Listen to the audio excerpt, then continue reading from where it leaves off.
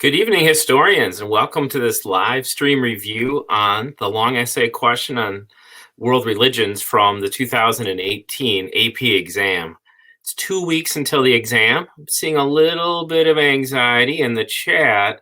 And you should know you are way ahead of the kids who will be asking on Twitter on Wednesday night which Chinese dynasties they need to know. The answer is you don't have to know any of the Chinese dynasties. But we have 2 weeks until the test, so there is plenty of time. So if you could give me a 1 to 5 in the chat so I know I can hear you in terms of how you feel about the long essay question, with 5 being you feel amazing. And then I will go through some timing. So if you can hear me, if you could put a number into the chat so that I can see. Yay, yep, good, that's not bad. There's a 2, great. No negatives. Excellent. It's going to be fine. Ooh, that's a big negative there, James. All right. One of the things, just before we went live, I saw people asking about different review books, and I think that's very natural. Some of those resources are very helpful. But the thing that I would say is that if you probably know more than you think, remember more than you think, and the key is to be able to take that and arrange it into a way that's going to show the most understanding. So if you have access to the key concepts, which are in the course and exam description on apcentral.collegeboard, apcentral.collegeboard.com, or your teacher may well have given those to you, or they're floating out there, I imagine, in the other chats. You can find people who's with those, is really just to take a look and see, like, what are a few examples of each of these things that you do know and can write about. So my goal tonight is to give you some ideas about how to write, and a few of you are probably in James's position. So you're mentioning that your teacher hasn't had you write at all yet, and some of you have probably written quite a bit. And so for those of you in the second group, none of the things I'm going to say are meant to like subtweet anybody's teacher or try to correct the way things are being taught. Like, not at all. I think any writing is good that people are doing for the class. So I'm just going to give you one way to sort of think about things, and you can take from that what works. Just some housekeeping then. There's a couple polls. So if you haven't done that, if you could go in and do the poll to kind of help me get a sense for what's happening, how many times you've taken the, and how many times you've written an LEQ, and then which of the 4 parts of the rubric you feel like you'd need the most help. And I'll put a little more things there. Okay. So we have that.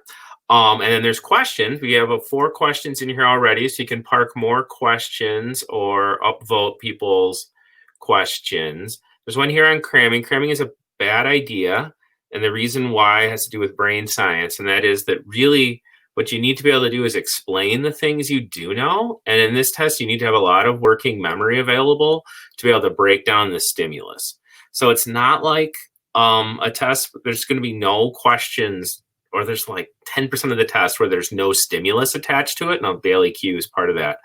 But, okay, so I guess that makes it 20%. But 80% of the test has stimulus attached to it. And so you have to have brain space available to do that. So take what you know.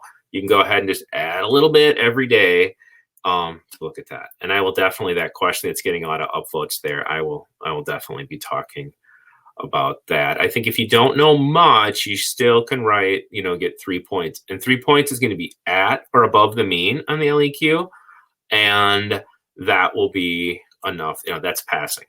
A score of 3 out of 6 on the LEQ puts you on the track to passing. If you pick up 1 more point, then you're on the road to a 4. So it's important to view these LEQ rubrics differently than you view like other kinds of assessments. Like if you got 4 out of 6 on an assignment, that would seem terrible, right? Because that's a D at 67%. But on the LEQ, it's actually quite good. So we don't need to figure out how to get all the points.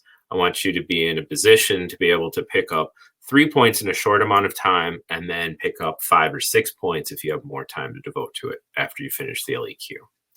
So, all right, I'm going to share my screen, and I'll come back to these questions then in a little bit with that. So, And then also the green button down there at the bottom, if you haven't done that yet, you can open up in another tab the LEQ questions from last year, and also the DBQ if you want to see last year's DBQ. Those things are publicly available. All right, so take a look at this right here. All right, so it's going backward too. Here we are with our 5-able screen. Buddy, ready? We will be breaking down the religions question from last year's exam. A couple of more reviews coming up. Saturday, student Dylan Black, extraordinaire, will be breaking down with his Mega Spice review chart. There's no way that will not be epic, so you might want to check that out. And then more period review coming with periods 4 or 5 and 6 on Monday. All right, I'm going to get out of this for a second so I can go into presenter mode. Great. There we are. Yep, find us on the socials. Good times. Share the love. All right, so here are the 3 things I'd like you to get out of the next 54 minutes. And this will go till 9. We'll be done. It'll be a clean hour. Okay. So I'll give you a general way to approach the long essay question. And then we'll take a specific look at each part of the rubric so you can kind of see what those parts would be and so you could practice them. And interwoven with that, we'll be using the religion question from last year as the example. World religions is the first key concept for period 2, which is the 600 to 601, BCE to CE. And so as the first key concept, it's very important. And so it's a good topic for us. Okay. You can link to this here using the green button. This is what it looked like last year. Okay. And we'll be looking at the second one there. Now, these are all causation questions. So you'll see, and this is what it will look like in 2 weeks from today. You'll have 3 questions to choose from. They'll be from 3 different time periods. The first one will be from periods 1 or 2. This one's a clean period 2 question. The second one will be from questions 3 or 4, and this one's a clean 3 or 4, and this one's a clean period 4 question, meaning it doesn't overlap the others. And then the last one will be 5 or 6, and this one was 6. They'll also use the same critical thinking skill. So in this case, it's causation. Although you should know you don't have to figure that out completely because causation and continuity and change, they have a lot in common. When you're analyzing continuity and change, you're comparing time periods. So that's really a lot like comparing between different areas. So just know that there is some wiggle room in there in terms of how you break down the question. But they'll all be the same skill, and they usually will be on the same spice theme, although this one seems a little fuzzy. I don't know if it's all about diffusion, like ideologies diffusing, organisms diffusing, and beliefs diffusing. So I guess that's the deal. Okay. So here's the one we'll be focusing on. You can just take a second and read that closely. My first piece of advice would be to answer the question, pick the question where you know the most examples, where you can bring the most evidence into play. And you only need 2 pieces of evidence to pick up the first evidence point, which is the easiest point, but you should really use as much evidence as possible because that's how you would eventually do complexity. Also, some of the things that feel like evidence might turn out to be context. You could pick that point up almost by accident, right? So that's how it is. I see Kevin in there. The questions will resemble each other, meaning they'll be using the same basic skill and there'll be some thematic similarities. Meaning they might all be on politics or they might all be on social structure.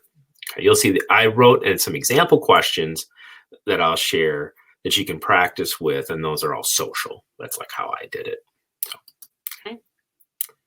Now, you don't have to memorize the rubric. So one thing to remember is that the rubric's in the directions. This is screenshot straight out of the directions. You get 3 options from 3 different time periods. So now, if you had never talked about this before or tried it, like, these directions would overwhelm you. If you just opened it up under pressure and you were like, well, looking at this. But since you know what it is, you could go through and you could just go through and lightly mark them up, right? So the first bullet, thesis. Second bullet, context. Right? Third, right? Evidence. Then we have reasoning, and then super reasoning. So you have the 4 things that we'll be talking about here and that your teacher might have gone over with you. They're right there in the bullet points. Okay, so as I mentioned, I think one way to go at this is to start drafting your LEQ in a different order than you would actually write it.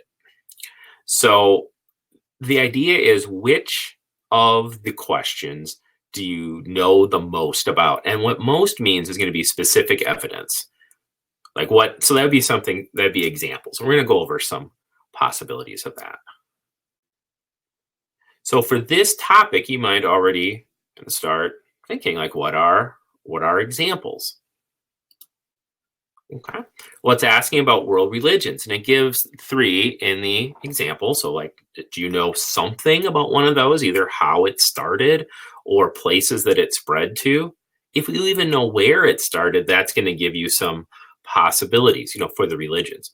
Plus, there's religions that aren't mentioned here, like Judaism and Hinduism and Taoism, all the various, shamanistic, traditional religious practices around the world. So those would also be possibilities. So can you think of anything specific related to one of those? And then there's the other part, which is the spread. And so the spread of ideas is a really big concept in, AP world history, is connections between different regions. So what you're looking for is, do you know anything about how they moved around? There you are. And so that is going to be, if you can do that, that's the first evidence point. And this I would just straight up brainstorm, like, just write down Hinduism, Aryans, caste system, Roman Empire, Christianity. You're just kind of brainstorming, and you can do that. You do not need 6 pieces of evidence for full points usually. That might be true in your class, but on the exam, it's going to be 2. Okay, probably 2. I mean, you should do as much as you can. So we'll see in the rubric there. So what you want to be able to do is take a look at your examples, and this is called reasoning inductively. So you start with your examples. It's kind of like you're doing the DBQ. And then you think, what kinds of conclusions could you draw from that? And a conclusion that you could draw would be something that would then become the topic of a body paragraph. Right? Oops, I clicked on the wrong spot. My bad. There we go. And then these conclusions, it's like building a pyramid, and these conclusions will build up to your thesis. So that's what I mean, from the inside out, meaning the lowest level of detail, and then reasoning out from that. And then context would be the last thing that you might think of. Now, this isn't the order that you would necessarily write it. Right. So when you write it, if you have time to write a full essay, you should put the, thesis and context at the top. And there was a great session. Chris Clancy did a great session on doing thesis and context on Monday. And the skill sessions are free for replay. So I recommend checking that out. And I'm kind of giving what seems like the opposite advice, but it's really meant to be to complement that, to go along with it.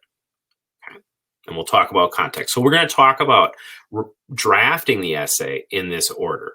When you actually write it, then you might, write it in the different order. And it's important to remember, when we look at this next one here, that one good body paragraph can earn you 3 LEQ points. And last year on this religions LEQ, that would have been 67% above the mean score. So really a 3 is good. And the Columbian Exchange had the highest mean, and that was 3. So like if you get 3 points, you are in good shape. So the first point that you're looking to pick up is by using 2 pieces of evidence. And then for each piece of evidence used, so that's going to be something fairly specific, and we'll look into what that would be in a minute. But if you said that, Buddhism spread along the Silk Roads, which I saw in, comments here, that's true. Okay, Christianity spread along the Silk Roads too. So if you have Silk Roads and religion spreading along them, Silk Roads is specific enough to count as evidence. If you did something that specific twice, do another trade network. Indian Ocean worlds, different religions, Buddhism and Hinduism there in this time period, you would, you have 2 pieces of evidence. That's a point. That's the easiest point to pick up. And then if for each of those you write another sentence, so 2 more sentences, one for each of your pieces of evidence, explaining how it relates to the argument. So explaining how Buddhism spread along the Silk Roads, or explaining where the Silk Roads connected and what that has to do with things, then that's the second point. And then if you can wrap all of that together, it might be at the bottom of a body paragraph where you're explaining how this evidence in general shows the change, the causation in this case, then that's another point. Now, the reason why I'm suggesting that you start by building a better body paragraph, is for starters, 3 is bigger than 2.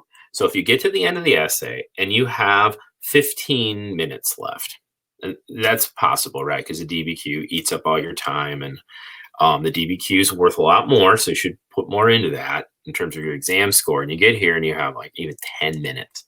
Well, you can write 1 good body paragraph and pick up 3 points. Okay. If you were going to write, then if you have more time than that, then you'd want to have like 2 good body paragraphs and an introduction with your thesis and context kind of mixed together, and then restating your thesis at the end. So not like a true conclusion, but just restating your essay. Okay. The DBQ, just to answer that, which comes first, you can write them in either order. The DBQ will be free response question 1, which is why in that thing I just showed you, it was like 2, 3, and 4. But you can write them in either order. It's probably best in general to write the DBQ first because it's worth a lot more. If you have time then to do 2 good body paragraphs and then connect them into make a nice thesis with context with the conclusion at the end, that's good. You're setting yourself up for a 4 or a 5. You probably need 3 body paragraphs to get into the complexity point, because otherwise it won't be very complex. You want to develop different things. That's just in general. And some people will find the DBQ to be easier because the documents are right there. You have the documents to work at. What I'm recommending you do is that you treat the LEQ like the DBQ by generating your own evidence and then organizing it from there. So let's talk about those points then. So we're starting here, like with number 1, with evidence. So here is these are from the scoring materials, and this is from the publicly available, resources for scoring. And I'm going to put those in I'm going to put that link in the call to action button. When we're done, I'll do that. Sorry. I thought I had it in my tab. I don't. Okay. So here you are. So if you take a look at this, I've bolded mine. So specific historical examples. So one of the things I want to help you with tonight is to figure out how specific does specific mean. All right. And people are already popping off a bunch of stuff in the chat. That's awesome. Okay. And you need to use it to support an argument. And like I said, that's going to be a second sentence. All right. You wouldn't use HIP for the LEQ because that's an acronym to use for breaking down documents. So you wouldn't need to use that here. Okay. So here we, so you want to think of, one sentence showing it, one sentence explaining it. Okay. That's a very old fresco representing Confucius.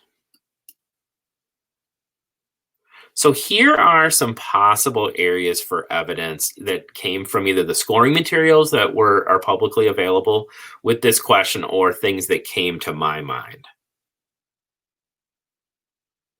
Okay, so these are different possibilities. Some of these things have already come into people's head. One thing that's important to know is that you only want to use examples within the time and space defined by the prompt. So in this case, that's through 600 CE. So that means Islam or any examples from Islam would not count as evidence. That doesn't mean you should know. It's okay to try things, because as long as the evidence doesn't contradict your point, it doesn't hurt your essay. It just doesn't count. Like the reader will just kind of read through it, just kind of keep going without counting anything. So let's say I'm reading an essay on this question and a student's talking about the Silk Roads, and they talk about how Buddhism spread on the Silk Roads. And then they talk about how Islam spread on the Silk Roads. Well, that evidence doesn't count, meaning they don't get credit for it, but it doesn't hurt them. So if you make a mistake like that, it doesn't really make a difference. For Parker, that's a really good question between evidence that relates to the topic and evidence that supports. It really means how you're using it. So evidence that relates to the topic is any specific that could support an argument. So if you get down 2 facts in sentences that relate to the topic in some way, you should get that evidence point. And this is why it's important not to give up. When you get to the end and you're tired and you've written the DBQ and maybe you don't feel great about some other part of the test, just get some things down. To get that second point, then it's explaining how it supports your answer or how it supports something. So if you just say that Buddhism spread along the Silk Roads, like that's evidence. And then if you say that Christianity spread within the Roman Empire, well, that's 2 evidence points. You have to go another step to then explain it to get that other point. So you have to kind of develop your argument. So that first evidence point is meant to reward students who know something instead of knowing nothing. So it's a really kind of, we use this like high jumping metaphor a lot. It's a really low bar for that. So again, that's why you shouldn't give up, right? I think the thing with contextualization, and now I'm going to come to that at the end, and you might look at Chris Clancy's thing from earlier this week. But in general, I would say just keep adding that stuff in, because contextualization doesn't have to be all in one spot. It's not like the thesis. Like if you have one sentence of contextualization in the intro, and that's not quite enough, but then in one of your body paragraphs, you talk a little more about context, that is going to be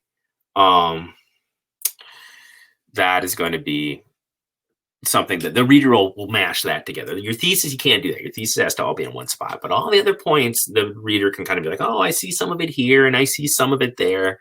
And then that's enough. Okay. All right. So what I'm going to do is I'm going to put 3 examples up here, and one of them got 0 evidence points or was part of getting 0. Another one was part of getting 1, meaning you'd have to do it again. It'd be 1 point. And the other was part of getting 2. So why don't you just take a second? I'm going to put these up, and then you can look at them and see.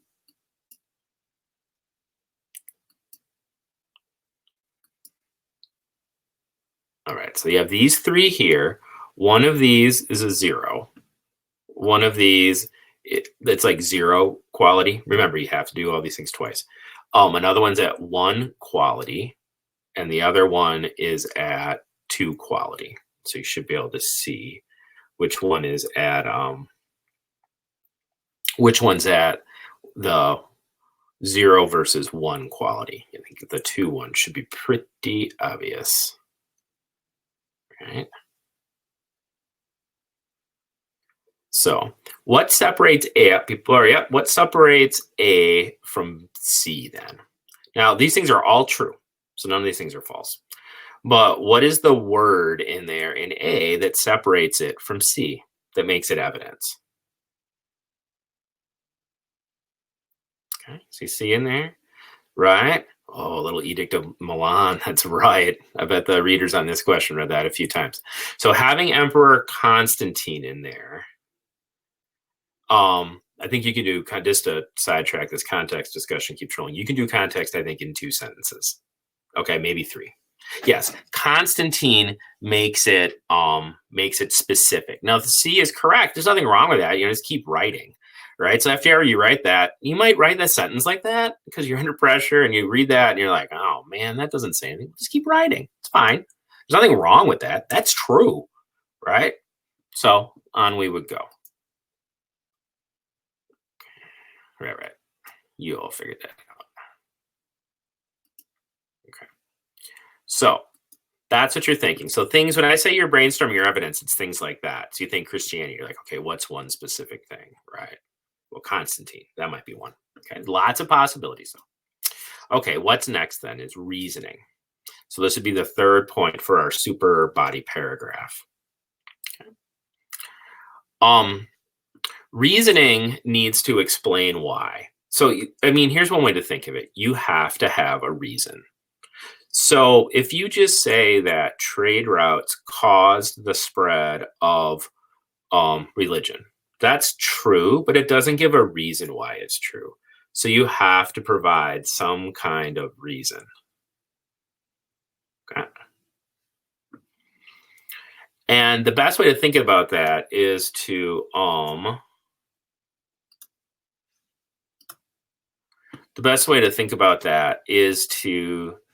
look at the critical, the historical thinking skills. So you want to do that. And one thing that I have my kids do is just sort of brainstorm, like, what are some words that show causation, like cause, but, like led to, resulted in, or comparison words. So just have some of those together. Right. Evidence twice for the points. So at least 2 examples. But my advice is to use as much as you can. So because some of that evidence might turn into counting as context. Okay. Continuity and change over time is one possible long essay question format.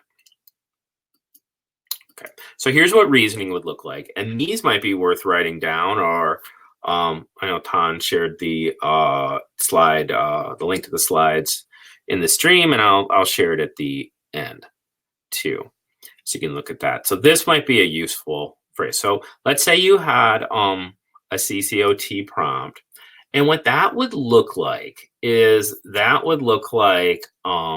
people doing some kind of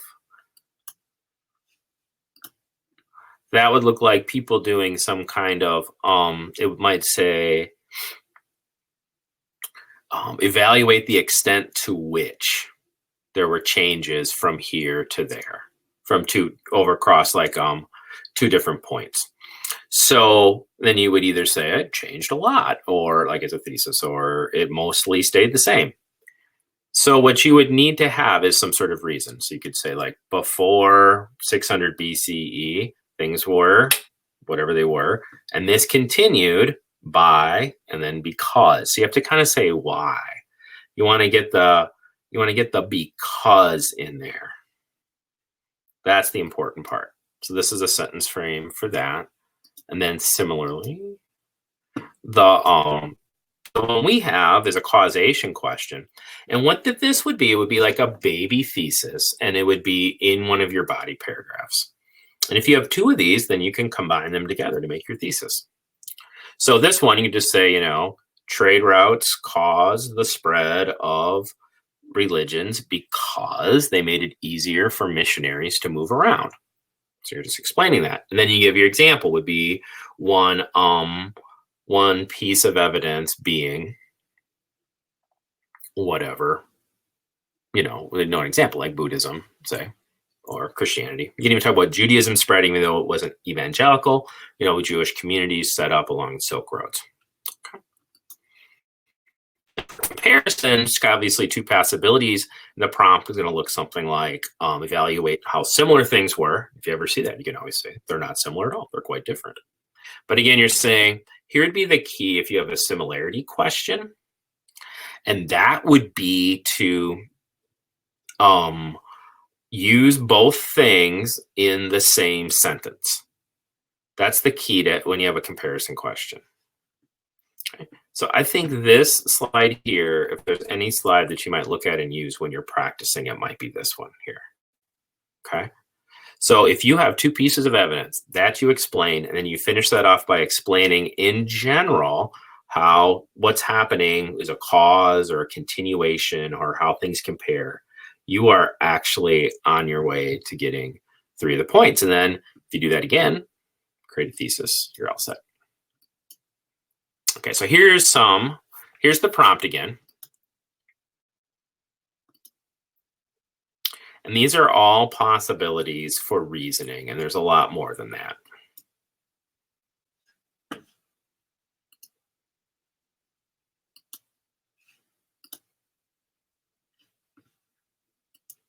Sorry, just exercising some chat management. Okay.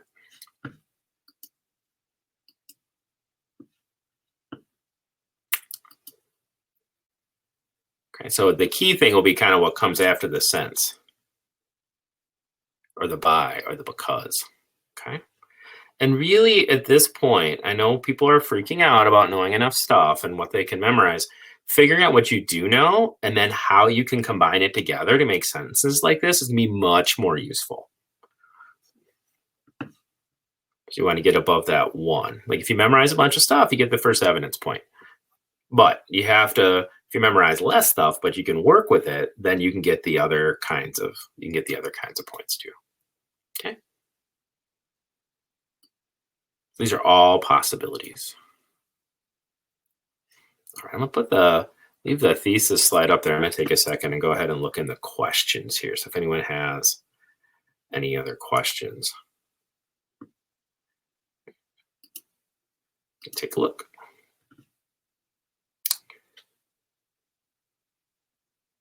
Yep, I think scallop rolls, teacher's advice is pretty good. But I would leave yourself like 15 minutes. If you know 2 things, then you would be in a good position to pick up those 3 points there. Okay. With the complexity point, we're going to save that to the end because you really, the short answer is a lot of evidence and show the ways that things might contradict each other in different ways. For the LEQ, I think that the introduction should be the thesis and context, maybe kind of together. And those are the parts I'm going to do next here. And then for the conclusion, all that you need to do is restate your thesis. And that's important. Now, this is recommendation for any kind of, this is a good recommendation for any kind of, on-demand writing that you do in another class, just like in your English class or in another course where you're writing an essay in class, is to always write your thesis again at the end.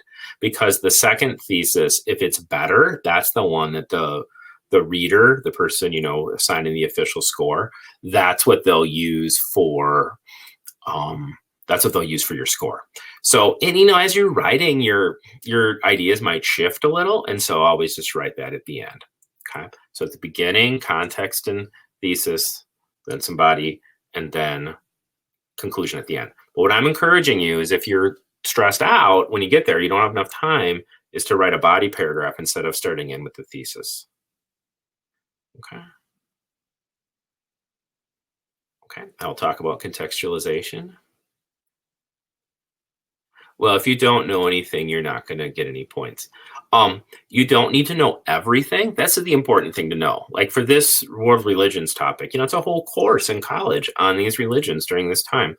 So you don't have to know everything. If you know absolutely nothing, there's really not much we can do for you. But my guess is you know a little more than you think. And just to start with any kind of specific thing to know. I have students get 5s every year. When I graded DBQs last year in June, I think I only saw 8 7s out of like 700. So like on the DBQ. Okay. You get 70% on the multiple choice, you're all set. All right. Okay, I'm going to come back to this. All right, let's take a look at the thesis here, and I'll come back to questions at the end if there's something else in there. If you see something new, you can upvote it so I see it.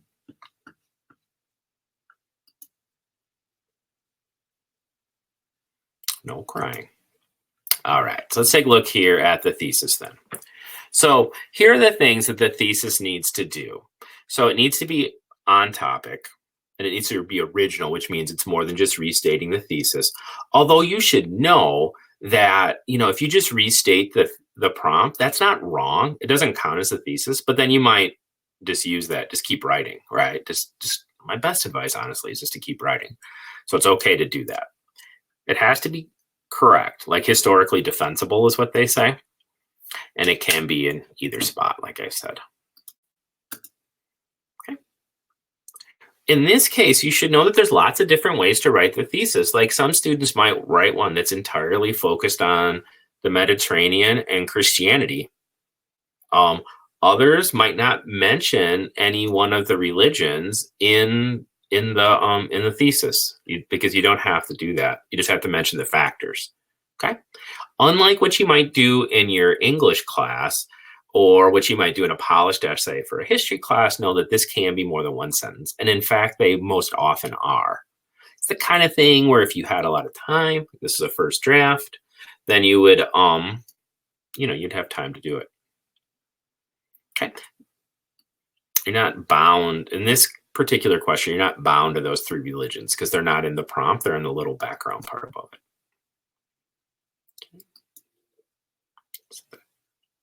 And this, again, is from the College Board.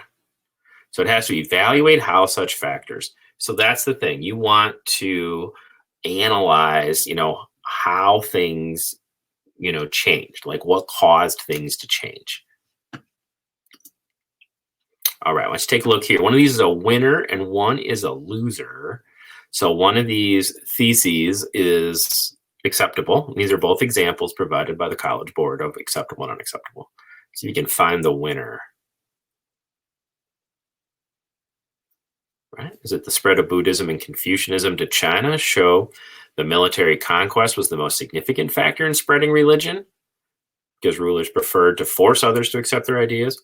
Or is it B, long-distance trade was the most significant factor in the spread of religions, such as Buddhism and Christianity in the period 600 to 600, because trade facilitated greater and more enduring context? Yeah, which one is the winner? Winner, winner. Okay. So B is the winner, and the problem with A is that it is incorrect. Buddhism and Confucianism did not spread by military conquest. So that is not, it is not historically defensible because it is wrong. So there's lots of right answers, but there is a wrong answer. Buddhism spread peacefully into China, and Confucianism is actually from China. So that doesn't even really make any sense. Yeah, that's right. A is not true, so B is correct. And so B does the different things. It develops an argument that argument is that long distance trade was the most significant. So some sort of adverb like that, like most, is going to be really helpful here, right? And the spread of religions. So it's most significant, and then it has a because. It says why. It's got some reasons. Greater and more enduring contact among cultural groups. That's terrific. Right, this one here, I've got the prompt down there at the bottom again. One of these is acceptable and one of these is not. Can you find the winner? Yeah, winner, winner. Check it out. Parker, I am so happy for you. This will be great. All right. So the first one is acceptable. So A is an acceptable thesis. It's not quite as good as the previous one. The difference one, this one back here, I guess that one's not that much better, honestly, than this one. Neither one would be setting the student up for complexity, because it's really just a straightforward argument. So acting about that complexity point is when you say, well, this was true, but it's also true that something else was important, or it was important only in some cases. But this is perfectly fine. Religions spread in the period because they received state support. So that's giving you that causation. Because they received state support, they spread. And so then you're going to have some, then you're going to have some examples, right? Like Christianity is probably the big one with the Romans, but you could also talk about Confucianism in China. Bring in a little Ashoka. Y'all talk about Ashoka? World history, man. AP World. Love Ashoka. It's great. And Ashoka is very significant. So you have a lot of Ashoka and Buddhism there. Right. So in terms of complex thesis, then you'd have a counter argument in there, or what you might call like a little less than that, a qualifying argument, meaning you would say this, it worked this way in some circumstances, but it worked another way in different circumstances. So the thing with complexity is there's not many examples of it because it has to go throughout the entire essay. So then all your body paragraphs would also be complex, the way you'd be developing those things. And at a minimum, you would maybe have 2 body paragraphs moving in one direction and a third one that moves in another. Okay. So context. It seems like that was really, in the poll there. At least that was the initial leader in the poll about, it was reasoning. People are better about context, about reasoning. So I hope you feel better about reasoning. You need to give a reason to do reasoning. Just think of it that way. What's the reason, right? So in this case, something caused something else. Why? Tell us the reason in general. All right, so if we take a look here at context, we're looking for broader historical developments or processes. So that's something bigger. So in general, this is going to be similar to,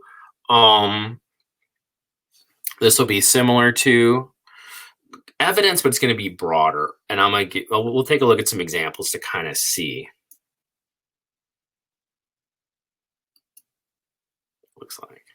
So here are some possibilities. You might kind of think what these might be. Now, in an ideal essay, these would be at the beginning, but if your context is at the end, it still counts because this is a free response question. We're just seeing if the reader's just looking for these skills. It isn't so much that you have to write a perfect essay, and if you don't write a perfect essay, then you don't get the points. No, the context can be at the end. Like if you get to the end and you're like, I didn't do context, then just be real sly, like all of these things happened in the context of, and then bring something in. Whatever that might be. So here's some possibilities for this topic.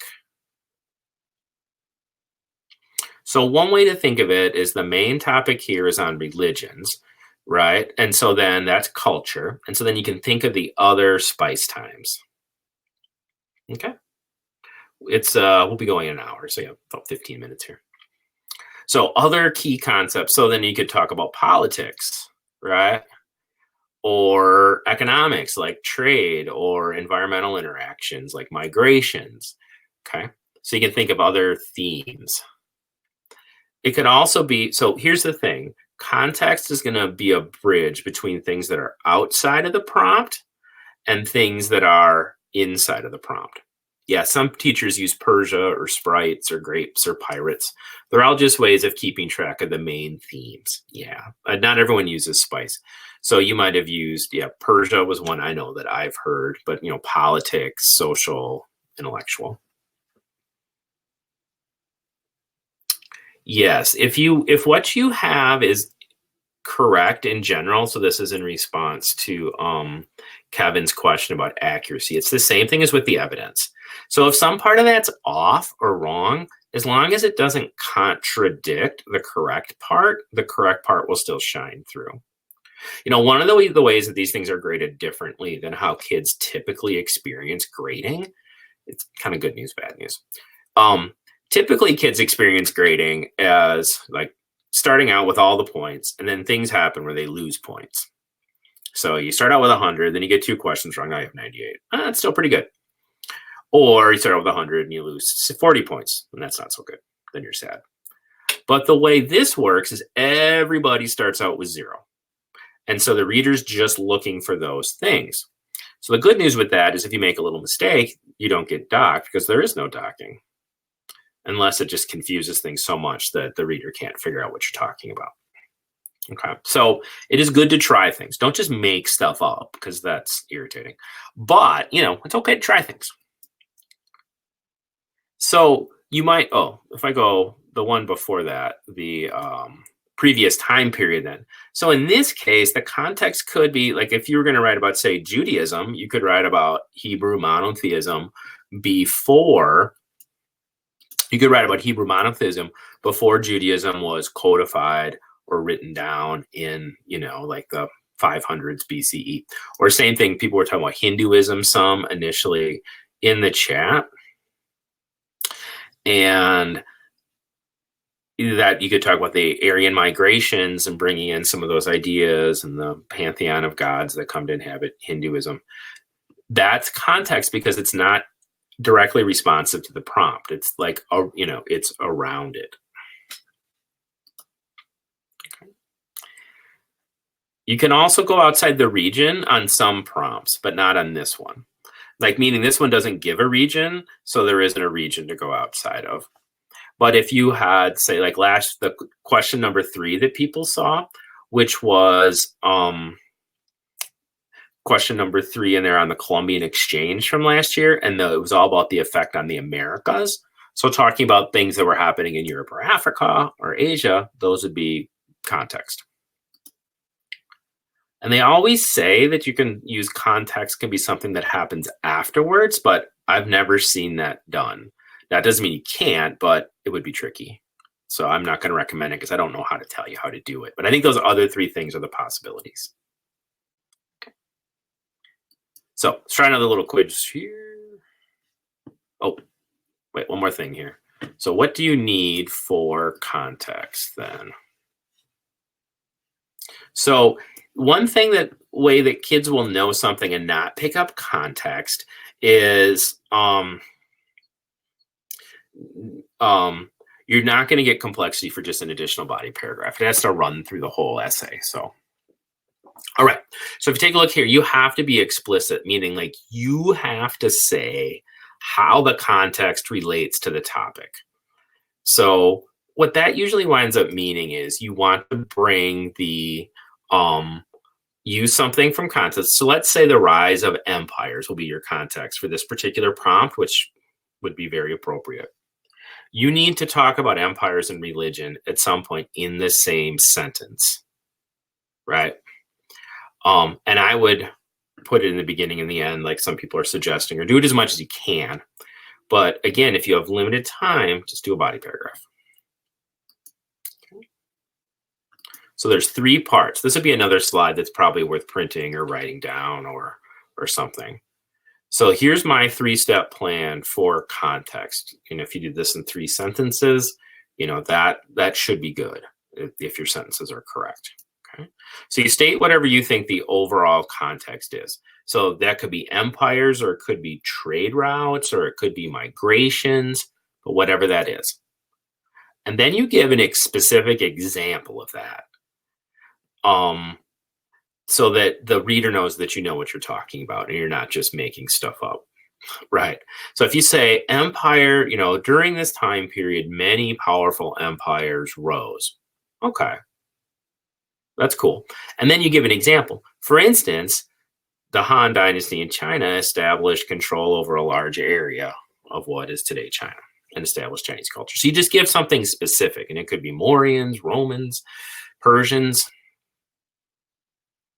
And then you need to have that sentence that makes a connection between that overall development and the prompt. So then if you even just said many world religions grew up near these or adjacent to or in connection with these empires.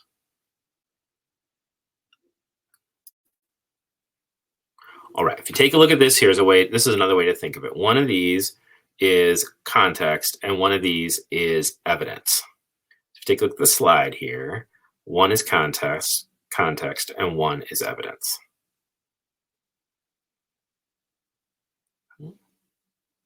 So as you take a look at that, B is evidence because it's more specific, with Constantine in there being the specific thing that lets you know that it's evidence. And then the Roman Empire, that's the context. And again, you just go through that 3-step process, like empires to Roman Empire, and then you make a connection to the prompt. Okay, one of these is evidence and one is context. New slide here.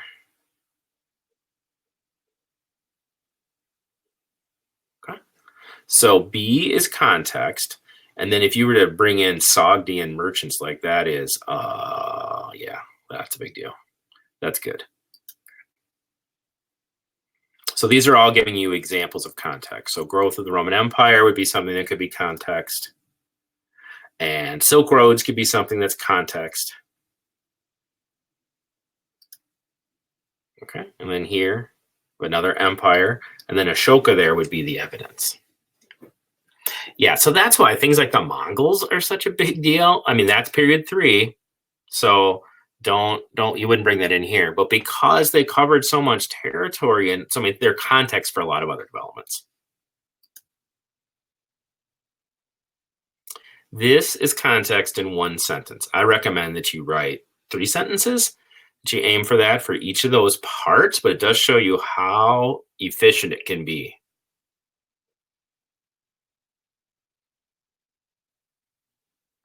So kind of in the period 600 BCE to 600 CE, large imperial states, so that's the broader historical development, such as the Roman Empire and Han China, those are the examples, so we know that you know what you're talking about, dominated big parts of Afro-Eurasia and helped spread technology and religion. So you get connects right there to religion, and connecting to religion then is how it, you're connecting it to the prompt. All right. If you take a look here, yeah, I'm looking at some of these things here. Why don't you go ahead and take a look at this question, and I'll take a look in the ask a question and in the side here. Looks like people are working on the old Dynasties song. That's never helped me that much because a lot of those dynasties are 1 syllable, so you could kind of sing them in any order. But I know it's the tune that helps you. It's a mnemonic. All right, this is a prompt that I wrote myself here, and I'm actually going to change the action step to a set that you can use to practice. I'm going to go ahead and share this, and some of you might have already done it because it's in the slides if you looked at those. Okay, so I'm coming back here in the green button there. I'm going to give you, this is an original practice set. So I wrote these last year for my kids to use to review, and then I revised them based on how they were similar to this one. So my kids practiced on this one, and then some of them wrote on the other one. Okay. So the green button now says practice questions. It'll take you to a Google Doc, which you can copy or print or look at, or you can do that. So my first piece of recommendation for you, Delia, is if you struggle with context and thesis, is to write the other part of the essay. If you pick up 3 points, you're in good shape. And then if you want to, then you try the thesis after you've written about the evidence and done the reasoning. Because all the points count the same. So just get down the things that you know, and then analyze them and write about them somewhat. So if you look at this right here, you might kind of take a look and see social hierarchies. So when you're doing your brainstorming, the first thing that you would do is just start thinking about, like, what are these social hierarchies? And if that's a term you don't know what it is, then maybe you do another one of the questions. Okay. How do they contribute to social hierarchy? So that's kind of asking about causation again, right? So what kinds of things were happening that led to or were part of developing social hierarchies? So that would be things like the caste system is a social hierarchy, the patriarchy, the different social classes, like in imperial Rome with the patricians and the plebeians, like that. So, did I have editing on? You rascal. All right.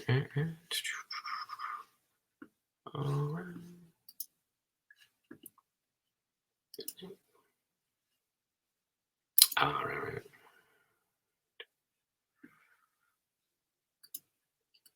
All right. There we go.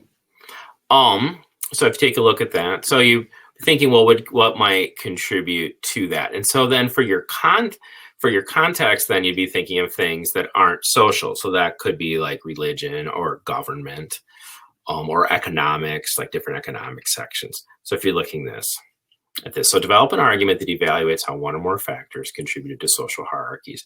So what you start with is like, what are these social hierarchies? I got caste system in India. Well, what leads to that? What contributes to that?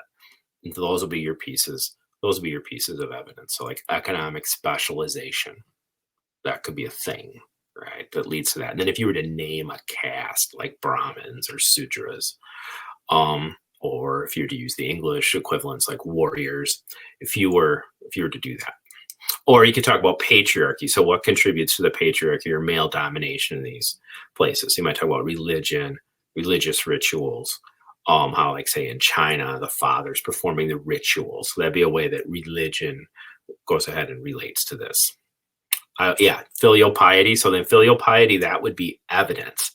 Like if you brought that in, like that's a specific term. So then that counts as evidence. So then if you talked about filial piety, then you'd have to explain what contributed to it to get that explaining the evidence kind of a thing down. But it's those kinds of specific terms that you would drop into your essays, right? Now, something like, say, the agricultural revolution is going to be context because it's before the time period here. So you could talk about that, how that agricultural revolution led to the surpluses, and those surpluses led to job specialization, and that contributed to social hierarchy, and that would be fine, but it would be context because it's from the agricultural revolution so much earlier than the time period. So, I think I will take the link to the slides and drop it into the chat here for you all. I'm going to stop sharing, so that's going to make it easier for me to do that. So hello, everyone, again. Go ahead. Anyone with link can view. Okay. I'm going to go ahead. I'm going to drop the link to the slide. I know Ton did that earlier, but it's probably way up there. So those are the slides. Like that. Primogeniture. So that would be another term that you could use for, that would go right along with, kind of like filial piety. Those are the kinds of things that count as evidence. So as you're reviewing, instead of trying to memorize all these different things, you might think, what are some high leverage terms for these concepts that you could use that would allow you to use them as evidence? Okay. So I'm going to take a peek here. If there's any other questions I've gotten about a lot of upvotes. Don't upvote questions I've already talked about. All right. Yeah, so people are putting some last minute study tips in here. I honestly, like I was saying, there's you could go through either by time period or by kind of spice theme, and then just then brainstorm and review your notes and then sort them into some other kind of category. The thing that you want to do is take what you already know and put yourself in a position to be able to use it. Okay. All right. Any other questions that people have? Yeah, this was really great. Next week, or this weekend, I think that Dylan's mega review chart will give you some ideas. Those of you who are really asking about how to review. And Ria, to answer your question, chapter notes would help. And what you want to do is you want to highlight the chapter notes you've already taken. So take notes on your own notes. Don't read the book again. If you read the book and took notes, that is awesome. So then you can go ahead and use those. And what you want to do is just kind of organize it in some way. And so I think Dylan's going to talk a little bit about how he did that. And then next week, we'll be back with some more things. We're working on a possibility for having students submit some essays that we could score. Like I might score with a couple other people. I've made score an essay live, kind of fun. Just what would you do? People who've been readers. And there's also a huge, what was the Freemanpedia? So you probably know about Freemanpedia. Mr. Freeman is having a big review quiz game a week from Monday that's going to be hosted here on Fiveable. You have to have the app to do. It was so huge it crashed Kahoot the last 2 years. He can't do it on Kahoot anymore because they couldn't handle it. So that'll be tons of fun. In any case, so it's 9:01 and I am going to say good night. Thank you everyone for dropping by. I've had a great time. Great time just talking into my computer and hoping people are learning. So best of luck. Remember, you know more than you think. Just organize it.